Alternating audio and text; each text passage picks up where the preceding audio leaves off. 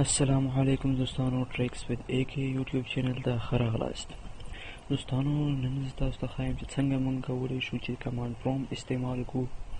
کمانډ پرومپټ هغه یو پروګرام دی چې په وینډو کې تیار وي او د دې په مرسته موږ کولی شو چې همداسې عام لکه په وینډو کې دا ګرافیکس په واسطه چې موږ کوم کار کوو داسې فولډر ته داخلېدل، د هغې نه وتل، د فولډر جوړول یا ډیلیټ کول او همدارنګه نور کارونه دا موږ د کمانډ پرومپټ په مرسته هم کولی شو. دوستانو هغه وخت به خلکو دا کارونه کمانډ په مرسته کول چې کله وینډو موجوده نه وه.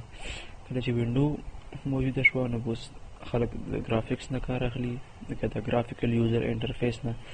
نو راځو موږ غواړو چې کمانډ پرومپټ خلاص کړو. څنګه کولی شو دا خلاص کړو؟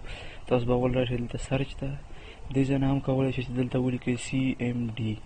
دې ځای نه کولی شئ چې انټر سره تاسو دا کمانډ پرومپټ خلاص کړئ، او بل دلته راشئ دې ځای باندې د سټارټ باندې به رایټ کلیک وکړئ او دلته به راشئ کمانډ پرومپټ دې باندې به کلیک وکړئ. کمانډ پرومپټ به پرانیستل شي. دلته زه اوس چې غواړم، زه اوس په C ډرایو کې دا زما کرنټ پات دی، یعنې زه په کوم ځای کې موجود یم، په کمپیوټر کې کومه ډایرکټري کې موجود یم، دا زما کرنټ پات دی. نو زه غواړم چې د دې نه مخکې لاړ شم ډیسکټاپ ته. زه به دلته ولیکم CD سپیس ډیسکټاپ، صحیح شوه، او انټر به کړئ. زه اوس ګوره ډیسکټاپ ته داخل شم. نو دلته زه اوس غواړم په ډیسکټاپ باندې یو فولډر جوړ کړم. د فولډر جوړولو لپاره موږ سره کمانډ دی MD سپیس د فولډر نوم. فولډر نوم به زه ورکړم عباس، صحیح شوه. دا به انټر کړم. ګوره دې خوا ته تاسو وګورئ، دلته د عباس په نوم کوم فولډر نشته، دا به انټر کړو.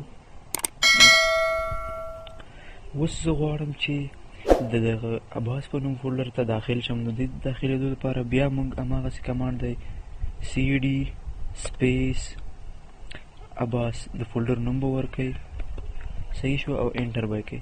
ګوره زه عباس فولډر ته داخل شم. زه غواړم په دې کې یو فولډر جوړ کړم. دې کې د فولډر د جوړولو لپاره بیا MD سپیس د فولډر نوم به ورکئ، لکه زه همداسې یو عام نوم ورکوم فولډر، صحیح شوه. ګوره دا اوس دې کې دا فولډر جوړ شو. زه به اوس وګورم چې دا فولډر آیا جوړ شوی دی او که نه. دلته عباس په نوم فولډر باندې ډبل کلیک وکړه، ګوره راشئ دا فولډر جوړ شوی دی. اوس زه غواړم چې دغه په دې کې چې کوم فولډر جوړ شوی دی دا زه ډیلیټ کړم، صحیح شوه. زه اوس ګوره په دې عباس په نوم فولډر کې موجود یم.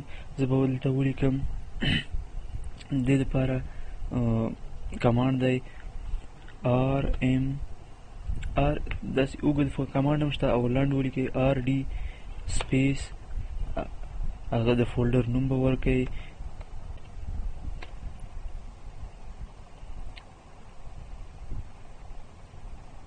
ګوره هغه فولډر ډیلیټ شوی دی. دغه رقم تاسو کولی شئ چې فولډر ډیلیټ کړئ. ډیلیټ لپاره RD دی. دا هر یو خپل هغه لري. ګوره د CD د چینج ډایرکټري په معنا دی، او MD د میک ډایرکټري، او همدارنګه RD ریمو ډایرکټري په معنا دی.